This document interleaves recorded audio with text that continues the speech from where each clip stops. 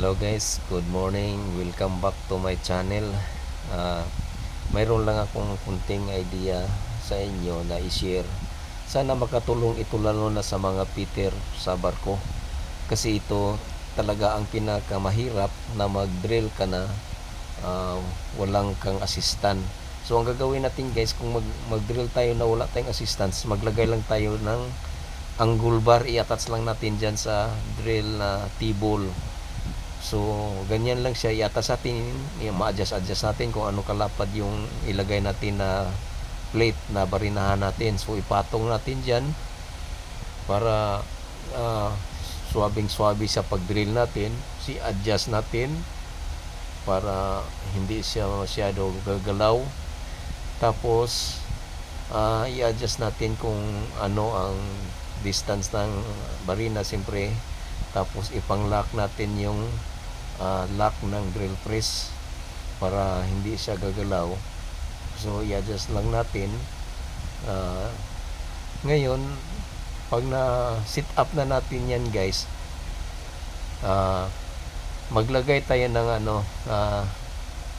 drill, yung tawag nito yung C-clamp, para sa ano lang niya, para sa safety lang niya na hindi siya malaglag pag magba-vibrate siya. So pagkatapos natin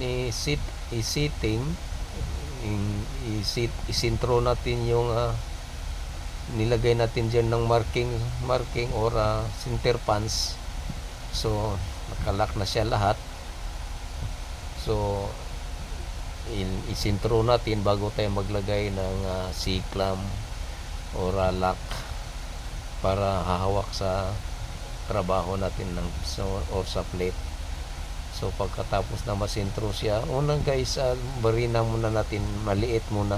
Hindi muna natin barinahan siya dito ng malaki, kasi kahit nakalock yan siya guys, gagalaw yan siya kasi napakalaki yung barina. So gana yung ibarina muna natin, so maliit lang muna. Dahan-dahan natin siyang barinahan hanggang palaki ng palaki. Ang butas kasi niyan guys, M20. So magbarina muna ako ng una 10mm. So ganyan yung ilagay natin yun guys, yung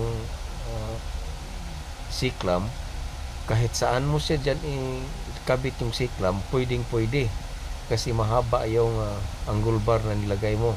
So tingnan mo yan guys, hindi siya nagba-vibrate, wala siyang vibrate. Napaka-easy yung pagtrabaho mo, hindi ka ma-stress dyan, kasi kahit wala kang kasama, okay siya kasi mayroon kang nilagay dyan na attachment na angle bar. So pagkatapos yan, okay na. So napaka-easy lang guys. So yan lang guys, sana nakatulong.